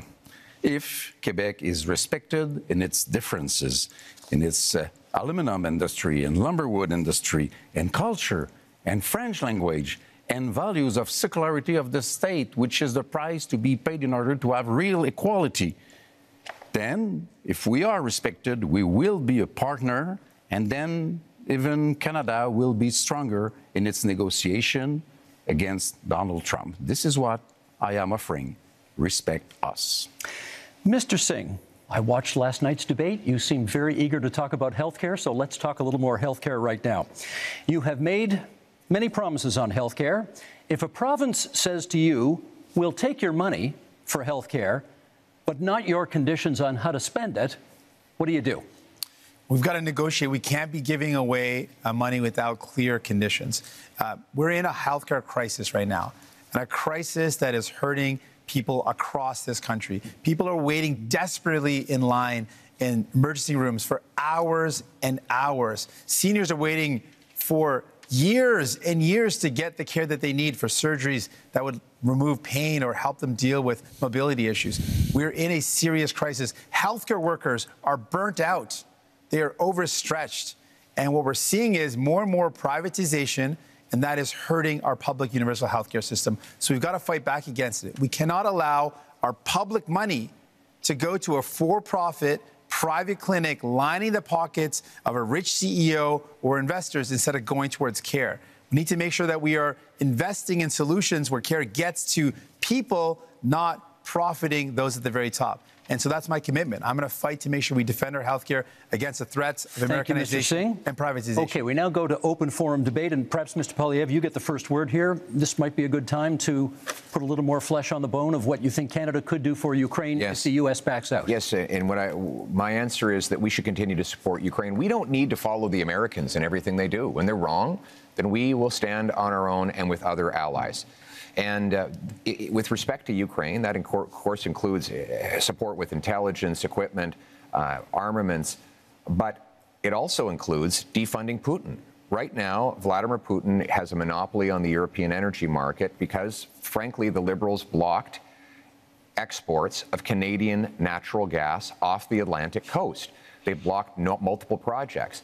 I would rapidly approve those projects on national security grounds so that we can actually ship Canadian natural gas over to Europe, break European dependence on Putin, defund the war, and turn dollars for dictators back into paychecks for our people. Mr. Carney, you wanted to add? Well, I want to go to the situation in Ukraine because it's very important. We've been a steadfast, Canada has been a steadfast ally, and Canadians have stepped up, welcoming Ukrainians into their homes and supporting them in other ways.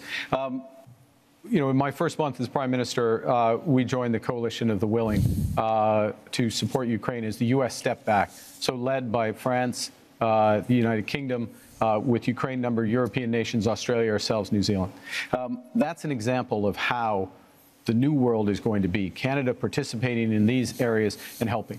It also means open trade. Mr. Poilievre voted against free trade agreement with Ukraine. It means aid for Ukraine. Mr. Poilievre wants to cut foreign aid, including for Ukraine, or not. He didn't mention support for aid for Ukraine. We have to stand by them. We have to be there, and this government has been. Mr. Singh. New Democrats absolutely support standing with Ukraine, and will continue to do that. But I appreciate the opportunity in talking about leadership in crisis, talk about many of the crises that we're up against.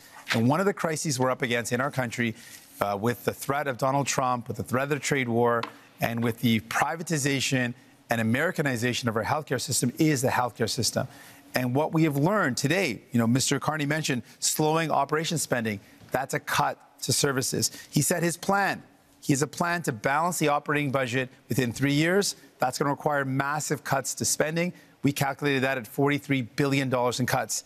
In fact, Rosemary Barton, when he was on the show on February 16th, he said he would cut spending. He said it would be in operations. He defined it as transfers in health. And finally, longtime Liberal and former House Leader Karina Gould said that Mr. Carney's plans would mean massive cuts. That's the only way to achieve it. So, Mr. Carney, do you think it is leadership to cut health care at a time when it is in crisis? I think it is wrong. We can't do that. We will not cut transfers for health care. We will not cut health care spending, full stop. But we'll Mr. have Carney, a detail, if I may. Who do we believe, Mr. Carney today, or the one he spoke on Rosemary Barton's show on February 16th, the one that repeated again that he would cut spending? Who do we believe? If I may. Consistently said we'll preserve all transfers to the provinces. including the increases. We will preserve all the transfers to individuals, I won't detail them all, but they're. So we're looking at addressing an operational spend, which is about $150 billion.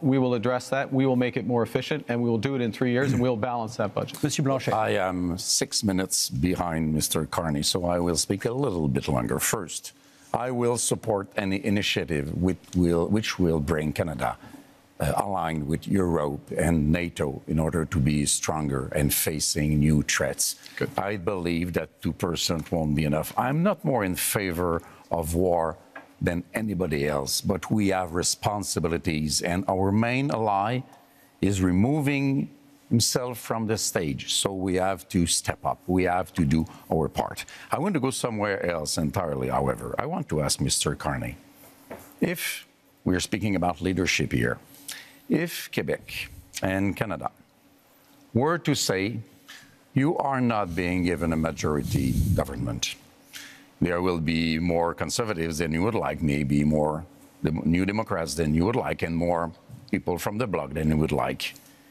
Will you accept, because you don't seem to be very eager about that, to deal with people which basically are more experienced than you are, as legitimate as you are, and would be more representative altogether than you would be being alone in your little kingdom?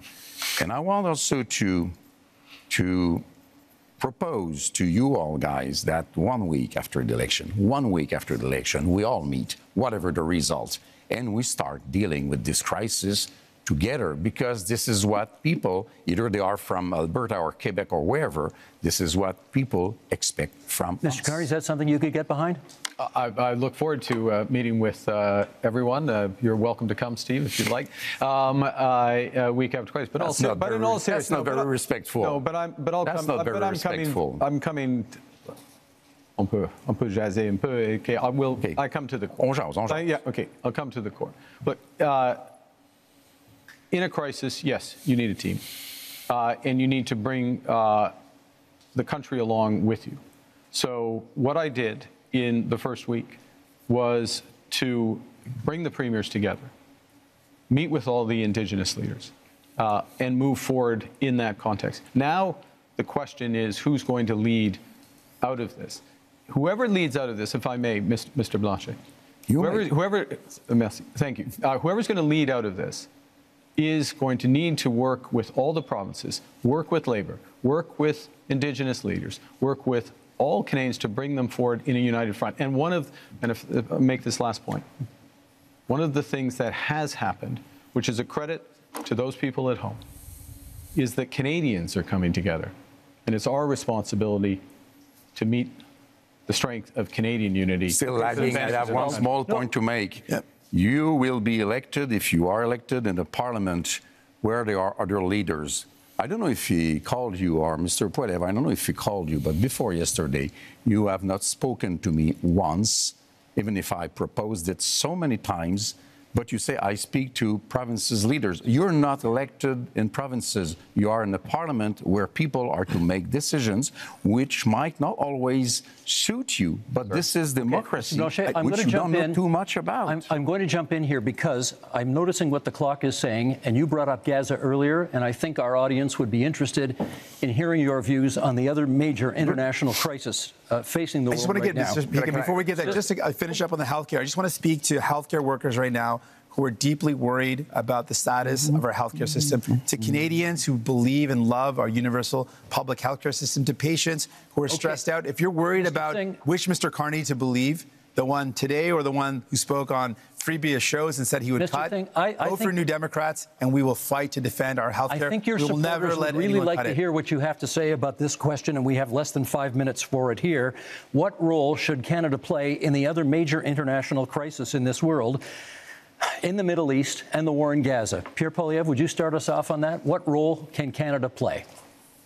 Well, first of all, we must condemn Hamas, and more importantly, the terror sponsors in Tehran who initiated the attacks, the horrific attacks of October 7th. We need to defeat the terrorists so that all the peoples of the world can live in peace and defend the right of, yes, Palestinians to have their own lives free from the oppression of Hamas dictators and Iranian intervention, while Israel has the ability to live in freedom and peace. But I also want to say we need to get back to the Canadian tradition, which is that when people come to this country, they leave foreign conflicts behind. The rampaging riots targeting Jewish communities is utterly unacceptable, and it points to the growing chaos that we see on our streets after 10 years of incredibly irresponsible Liberal policies of weak borders, of dividing people into groups, of saying one thing to one group and the opposite to another, dividing and conquering. We must end that division and unite our people so that everyone feels safe, and that when we come here, we put our foreign conflicts behind and we put Canada first. Mr. Singh, come from countries ahead. From around the world, and they care deeply about where they come from, and they should be able to do so. That's a part of being in our country, to have that freedom. Your treatment of Palestinians has been frankly disgusting. Your treatment of people who provide care and service for people in Gaza has been disgusting. On top of that, people in Israel and in Palestine deserve to live in peace and security. And Mr. Carney, to date, you've not acknowledged that what's going on in Gaza is now clearly become a genocide. It's important to call things out as they are, and you've not done that. Mr. Carney. We need to work, to go to your question, we need to work with our international partners, maximum pressure, maximum encouragement for an immediate ceasefire. That's the first thing. Encourage the return of all of the hostages. Resumption of humanitarian aid. My government put in place $100 million of humanitarian aid, which is ready to go. With respect to where this ultimately goes, yes, two-state solution, but it has to be a viable and free Palestinian state, living side by side in peace and security with the state of Israel. I will underscore one other thing. Mr. Poilievre rightly mentioned Iran, the Iranian sponsors in this region. We have to be clear-eyed about the fundamental risks of Iran and do everything with our international partners to check it and turn it. Mr. Blanchet. If we are to work together, we will have to be consistent. The Jewish community in Quebec and Canada is harassed by a very little minority of radical Islamists. And we don't do so much. The law in Canada says that somebody may invite people to be violent, to propose genocide against another people, if they can be hidden behind a religious motivation. They are in agreement with that, they are in agreement with that, they are in agreement with that. And we say it is a crime to invite people to violence and killing other people. And this is what is being done very often in Canada and Quebec with the approval of the Criminal Code of Canada. And we are saying this has to be changed. We have to change what we do before we want people elsewhere to change what they do. Last minute in the segment, Mr. Poilievre. This is about crises and leadership. And one crisis we have is in immigration. Because of this Liberal government's commitment to a radical policy called the Century Initiative, which seeks to bring our population up to 100 million people, they have allowed massive overcrowding in our communities. That has caused housing shortages, job shortages, Don't blame immigration and healthcare for the fault of your government. And if I could, the fact that you did not I didn't invest in interrupt housing, you. I did not interrupt 6 homes, you, sir. I did not interrupt you. Don't blame. I do not blame. Your If I could, Let him finish. I do not blame immigrants. I blame the Liberal government, which brought this policy on. And Mr. Carney wants to continue with the Century Initiative. This is crazy. We have to get back to normal levels of immigration, get rid of the fraud in the temporary immigration system, and ensure that the people who come here can arrive in numbers that we can house, employ, and care for. That's how it always was, and that's how we're going to restore Thank you, Mr. Poilievre. That is our time for this segment. Those are our 5 themes, but we are not done yet. We are entering the next section of our debate tonight, what we're calling the leader's choice, something a little bit different. Each of you will get the chance to ask a question, any question, of any other leader. You can then debate the answer, and each one on one will last for 3 minutes. So, Mr. Singh, you have the first option here. Who do you want to ask your question of? Mr. Carney. Go for it. Mr. Carney, as chair of Brookfield Investments, your company is one of the biggest tax dodgers in Canada. As chair, you approved decisions where Brookfield Investments bought up affordable homes, kicked out the tenants, and jacked up the rates. As Prime Minister, one of the first things you did was a tax cut that helped out mostly millionaires. And you have a plan to cut services for people. Now, I expect that of Mr. Pierre Poilievre and the Conservatives. That's very much a Conservative plan. But my concern is that doesn't sound like what people want for a Liberal leader. So my question to you is, Mr. Carney, whose side are you really on? Thank you very much for that question, Mr. Singh. I'm on the side of Canadians. I'm in this for Canadians. I work for Canadians. But your track record doesn't show that, though. No, I have a track record of public service for this country. Go back to something Mr. Blanchet referenced earlier, which is have I resolved any crises? We're in Quebec. If you ask anyone in the finance industry, if you ask anyone in government in Quebec in 2008, they'll know that I resolved the biggest crisis in Quebec. Yeah, you won't have fun. But 60 million. But I'm in fairness with Mr. This is for these two. Yes, I have had a long career in the private sector. I'm proud of that career. I've always acted with integrity, and it brings me with experience that I can apply in this moment of crisis. And you certainly have served the country. But the problem is, who have you served?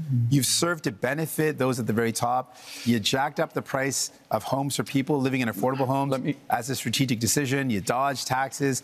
And then your decisions as Prime Minister show you're not prioritizing people, but you're prioritizing big business, billionaires. So what have we done as a government directly? So we've gone directly to workers using all of our proceeds from the tariffs, committing all of them for workers, the workers most affected in industries. The employment insurance isn't unlike others who plan to use them to cut taxes. We are focused on the EI is not high enough, though. You have to accept that. Right now, there will be additional programs. I am fully confident that the next government, whatever government is formed, or certainly if I'm in the next government, we will make additional programs. But you didn't do that so far, though. Well, I can't. You couldn't. Well, you couldn't, given that we're in an election process. You could have increased the amount, though. May I make a core point here, if I may, which is that when you think about workers here today and people watching at home, particularly younger people, there is an enormous opportunity in the trades, in the skilled trades. We are going to build this country in a way that has not been seen before. We are literally talking about hundreds of thousands, not jobs, but careers in the trade. And that's why we're investing in apprenticeships and mid-career. But I think people are worried, Mr. Carney, if New Democrats aren't there to force Liberals to make sure they remember about people they will forget. Gentlemen, that is time. Thank you for that. Monsieur Blanchet, you have the next question. To whom would you like to put it? Mr. Carney, you avoided quite I would say, skillfully the questions of Mr. Singh. But first, let me correct something. In 2008, not so much by your decision, $10 billion were given to car industry in Ontario, while 60 millions, not billions of dollars, were lent to lumberwood throughout the whole of Canada. I don't believe that's the right way to manage a crisis, since you did not recoup the money from the car industry. Then, you have been the manager of Brookfield. It's supposed to be a green investment fund, but we now know that 50% of the investments of Brookfield is in fossil fuel. It's not so green. You seem to want to support oil and gas industry. That's interesting. You want to support prefab housing, and it's also in the investments of Brookfield, but not in Canada. You want to support nuclear power, smaller reactors, which are more dangerous, by the way, and Brookfield has investments in Westinghouse. You have hidden the money of Brookfield in Bermuda and Cayman Island, $30 billion. Billions of dollars lost for Canada. You are having your taxes being paid by families, workers, elders in Canada and Quebec instead of paying your own taxes. So I want to know, will you, before the election, reveal all the details of your assets, as Mr. Singh has done, as Mr. Poilievre has done, and as I have done? We have a right Okay, to let's know let him answer. under those circumstances. Let's let him answer. Well, the first thing is I want to say a word about. I'll say a word about Brookfield. You know, this is a Canadian success story. It is the largest infrastructure investor and developer in the world. It is one of the largest, if not the largest, developer of renewable power in the world. And who benefits from that? That's Canadian pensioners. That's Quebec pensioners. That is teachers. That firefighters. It is a series of people, including individuals on this stage, benefit from that. Now, always acted with integrity, served the shareholders of Brookfield when I was there. I have left that. I have followed all the rules well in advance. So I have followed all the rules well in advance. Let's reveal your assets like we all did. And working for the people of Canada. What do you own? Why don't you tell gentlemen. Canadians and Quebecers what you own? Monsieur Blanchet, we're moving on to Mr. Poilievre now, who has his opportunity to ask the question of whomever he'd like here, and that will be? Mr. Carney, but if I could begin by setting the stage. The choice in this election is, after a lost Liberal decade of rising cost and crime and a falling economy under America's thumb, do we want to elect them to a fourth term? Or do we want to change? Change so that you can afford food and homes. Change so that you can be safe on your street, and change so that your paycheck grows faster than your cost of living. Change with a new Conservative government. Because Mr. Carney is not change. Mr. Carney, in 2020, it was recorded, you began advising Justin Trudeau. It's still on the Liberal Party website today that you are Justin Trudeau's economic advisor. They might want to update your website on that. On June 3rd of 2021, you said that inflation would be a sign of economic progress. And you advised governments, including Justin Trudeau's, your Liberal government, to print money, which led to the worst inflation crisis in a generation. Now, that means that mothers went to bed with empty fridges and empty bank accounts, worried how they'd feed their kids, that seniors worried they'd be evicted from their homes, that young people believed they'd never be able to own a home in the first place. Now, in retrospect, that you look back on the Liberal decisions that you advised Justin Trudeau to take, will you look at the camera in the eye and apologize to the many people who suffered as a result of the inflationary policies that you advised Justin Trudeau to implement? You know, I said earlier, but I'm going to say it again. I know you want to be running against Justin Trudeau. Justin Trudeau isn't here. Are you denying you were his economic advisor? I did not provide any of that advice. I did not provide any of that advice. It's on the Liberal Party website. Well, are you accusing your Liberal Party of lying about your role? Because it says today you can go to the Liberal Party website now, and it says that you were Justin Trudeau's economic advisor. The way you judge someone, in my view, is how they act, what they do when they have responsibility. Twice I was a central bank governor. And in both cases, if I may, in both cases when I was responsible for inflation, inflation was less than 2%. I'll add that when I was here responsible for the Bank of Canada, inflation was less than 2%. Our dollar was at parity. That is the kind of success that I can deliver for this country coming out of this crisis. And what is at stake here? What is at stake here? What is at stake here? That gave us the worst inflation that we have had in a generation, because the policies that you implemented and those of the MPs that are still in your ministry. To the fellow Canadians, crisis which the last 10 years has been about the Liberals. The next 10 years should be about you. And that's time. Mr. Carney, good news is the next question is yours. Well, I'm going to ask myself a question. Actually, I'm going to ask a question which has been troubling me. And it's troubling me because, you know, we are in a very dangerous and divided world. Who is it to? I'm going to ask a question of Mr. Poilievre.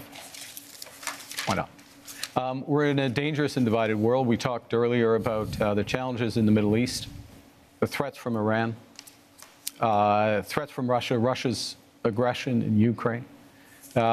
We have the threats from China, which I raised. We have the United States, which is fundamentally changing. its security relationships, its commercial relationships. We have all this.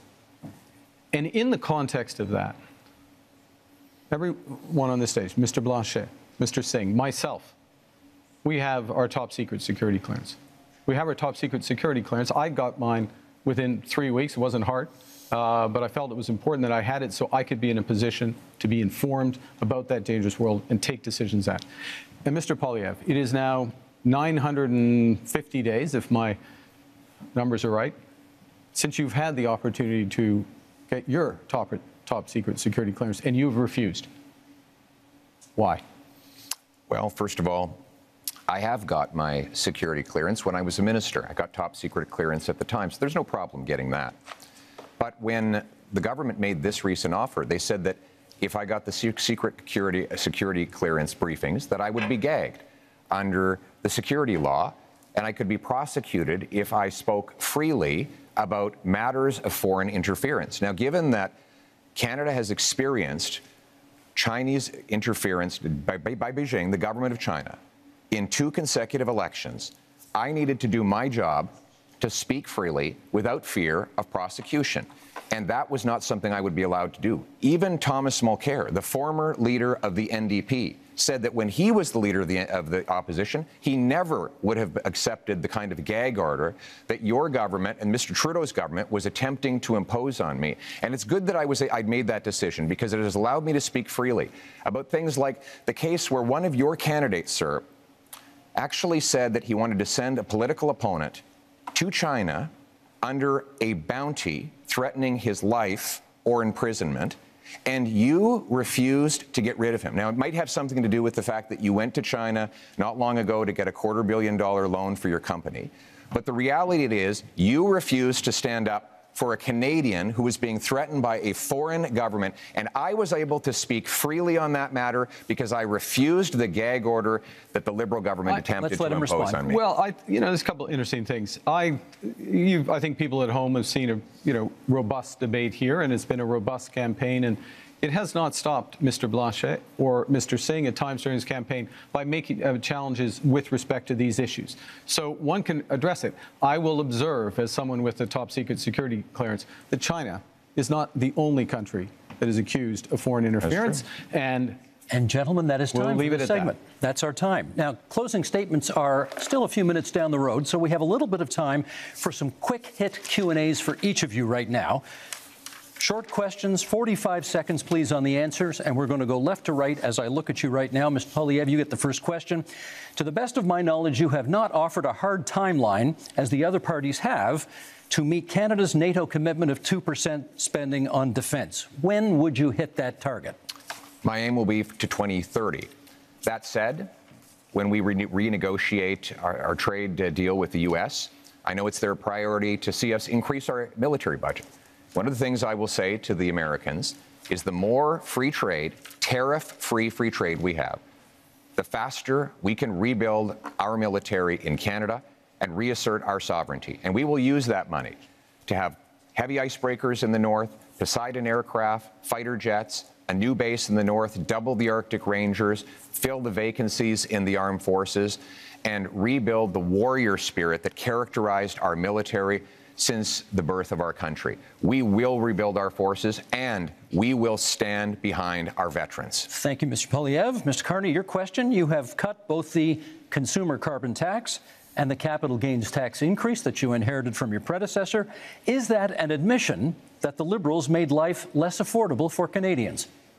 I think let me give you the rationale behind both of those changes. First, with respect to the consumer carbon tax, in effect, it'd become too divisive for Canadians. Canadians received rebates. On the whole, they received more than the tax actually was. But some had represented that it was a tax without a rebate. It became divisive. It didn't serve its purpose. It made a relatively modest contribution to overall climate goals. I got rid of it. First act made Canadians whole. Secondly, but with respect to the capital gains tax, it's come up again. I'll be quick. This is a fundamental issue. We need to build this country. Builders, innovators, entrepreneurs need to be rewarded. That's why I brought it back. And that's time. Thank you. Mr. Singh, would you change the existing cap on immigration? I've said that the level of immigration, first of all, we need immigration. It's fundamentally important to our country. And we speak to any small business owner, you speak to people here in Quebec, you speak to farmers.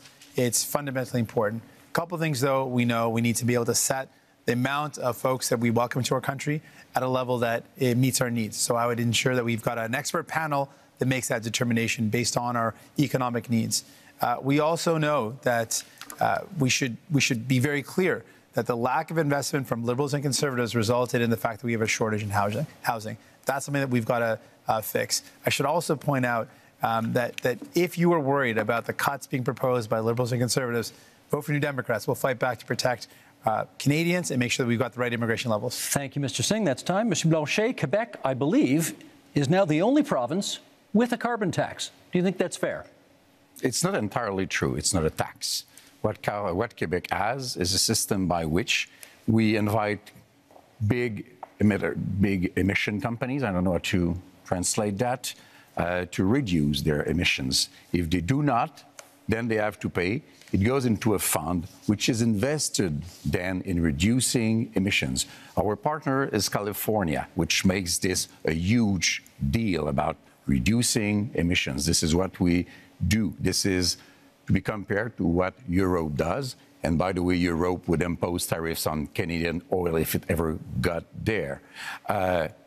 We're quite proud of that. And we have to be responsible because this is much less expensive than doing nothing to fight climate change. That's time. We're going to do another set of quick hits here, left to right again, and 30 seconds this time. Monsieur Poilievre, you've previously promised to defund the CBC as one of your very first acts as Prime Minister. Is that still the plan? Yes, CBC will continue to operate as a self-funded, Canadian-owned and controlled non-for-profit that raises money like other media organizations through sponsorships, subscriptions, advertising, licensing fees, and countless other things that will ensure Canadians who still want to listen and view its content will be able to do so. And at the same time, we'll allow freedom of the press so that everybody has their voice heard and they can make their own decisions. Thank you, Mr. Carney. The next question to you, 30 seconds. Would you remove some of Canada's legal tax avoidance loopholes that companies that you have worked for have used? Look, I think that what we need to do is undertake a comprehensive review of our corporate tax system and do that on the basis of the right principles. We've got to have fairness, transparency, sustainability, and competitiveness. So we need a tax system, a corporate tax system, including being part of a international minimum corporate tax through the OECD. And that is time. Mr. Singh, the question for you is, if you hold the balance of power after this election is over, what would your price be to support another party? We've laid out our priorities. We want to make sure we bring down the cost of groceries, build homes that people can afford. I can also tell you that we would defend CBC, unlike Mr. Poilievre, who wants to cut it. And we would close tax loopholes and offshore tax havens, even though Mr. Carney didn't respond to that. And selling stocks and shares to make profits and then having less taxes on that is not hard work. And so those aren't the job creators. The people who are job creators are the hardworking men and women that contribute to our economy. Thank you, Mr. Singh. Monsieur Blanchet, kind of the same question. If you hold the balance of power in the next minority parliament, if it is that, what would be the price of your support? Respect for Quebec. That's quite easy. I don't want to go against what Canada wants to do for itself, but I don't want Canada to impose an economic vision or a multiculturalist vision on Quebec, which is different in terms of language and values and secularity and equality between people.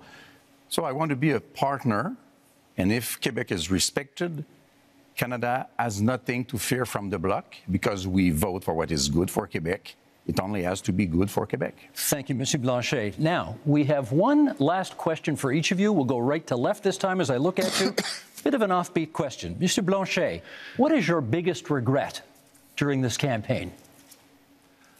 That's a very good question. I'm not very fond of regrets, I would say, but we should have started sooner to see that we had to create the environment for a deal in which Quebec and Canada would be, one bigger than the other, but partners to be stronger in front of Mr. Trump and showing that maybe nobody here is the partner to let go alone without being surveyed or controlled or supervised by a Quebec voice. Thank you, Mr. Blanchet. Same question, Mr. Singh. Your biggest regret of this campaign? Not being able to meet as many people as I would love to have. It's a short campaign, and so I can't get to as many communities that I wanted to. I think one of the honors of my job is to be able to meet people and to hear their stories, and then to take their stories and concerns and bring them to Ottawa and to fight for those people. And so I want you to know, even if I haven't made it to your community, I'm going to fight like hell to make sure that you're represented, that we never let any government cut our health care, that we defend the values that we care so deeply about. We make my life more affordable. That's my commitment to you. Even if I didn't get to see you, that's my commitment. Thank you, Mr. Singh. Mr. Carney, same question. Biggest regret of the campaign? To be honest, it's the same answer. This is an astonishing country. It is an amazing country. And the opportunity and the responsibility that comes with it, of being with Canadians, hearing their stories, their challenges, drawing strength and ideas from them, and working to be part of the solution is the greatest honor of my life. But the regret is that it is also a big country, and it is a short period of time. Mr. Poilievre, last word to you. I actually agree with these two gentlemen. I had a rule that at all my rallies, even when they're really big, I would stand in front of a flag and greet every single person and hear their stories and learn their struggles. And that was always touching to me, that they would put their faith in me or in any of us. Yeah. But we've been in such a rush because we have to get off to the next event, so we haven't been able to stop and do that. And I want you to know out there, I haven't forgot about you. Thank you. Thank you, Mr. Poilievre. It is time now for closing statements, and prior to the debate, you drew lots as to which order we would go in. And Mr. Singh, you get the first word on a closing statement. Certainly, thank you. Because you voted for New Democrats, we were able to build this country that we love. Universal health care and pensions, because you voted for us. Because you voted for New Democrats, we were able to fight to bring in dental care, pharmacare, and childcare. Because you voted for us, because you supported us. You have the power with your vote to send more New Democrats to Ottawa, to continue that fight, to make sure that no government cuts the things that we hold dear, like our health care, to ensure that we can do everything possible to make life more affordable by making it more affordable to buy your groceries and to get a home. I'm asking for your support in this election so that I can continue to fight to defend the things that make Canada, Canada, the things that we hold dear, the things that make us proud to be Canadian. Thank you, Mr. Singh. Mr. Carney. We are facing the biggest crisis of our lifetimes. Donald Trump is trying to fundamentally change the world economy, the trading system. But really what he's trying to do to Canada, he's trying to break us so the U.S. can own us. They want our land, they want our resources, they want our water, they want our country. And we're all going to stand up against Donald Trump. I'm ready. I've managed crises over the years. I've built strong economies. We will fight back with counter tariffs. We will protect our workers and those businesses, and we will build the strongest economy. We will build Canada strong. I'm asking for your support, the honor of doing so. Thank you. Thank you, Mr. Carney. Monsieur Blanchet. For 260 years and a little bit more, les Français, devenus des Canadiens, devenus des Canadiens français, devenus des Québécois. You have tried to have them become Canadians like all Canadians. But to no avail, we are different. So let's be economic partners. Let's have a voice chosen by and for Quebecers, an ally for Canadians as equals in front of Mr. Trump. Monsieur Poilievre. Only in Canada could someone start where I began and get to this stage. I was born to a single mother and adopted by school teachers who raised me to believe in the incredible Canadian promise that anyone who worked hard could do anything. That promise feels broken today. Many of you worried about paying your bills, feeding your families, or ever even owning a home. You're worried your kids are in danger. But I'm here to say it doesn't have to be this way. With change, we can restore the Canadian promise so that hard work gets you a beautiful house on a safe street under a proud flag. We can do it with hope for a change. Gentlemen, thank you for a very spirited debate tonight. 2 quick points before we go. Number one of you celebrated your 60th birthday yesterday on this stage. Yves-François Blanchet, bon anniversaire. Merci beaucoup. Merci. Secondly, you'll notice we didn't have to change the time of this debate because the Leafs already clinched the Atlantic Division title, and therefore we didn't need to move the debate to accommodate a hockey game. I'm getting back at my colleague who was in this position last night, and okay, go Habs go, that's fine. With that, we're done. Thank you, leaders, for being here tonight. We are just 11 days from Election Day, April 28th, but there are many ways that you can cast your ballot starting tomorrow at advance polls. If you intend to vote by mail, that deadline is April 22nd. Make sure to check your voter card for details or contact Elections Canada. This is your democratic right, and we hope you use it. Thank you so much for being with us tonight. I'm Steve Paikin. Good night from Montreal. Thank you. Enjoy that. Yeah.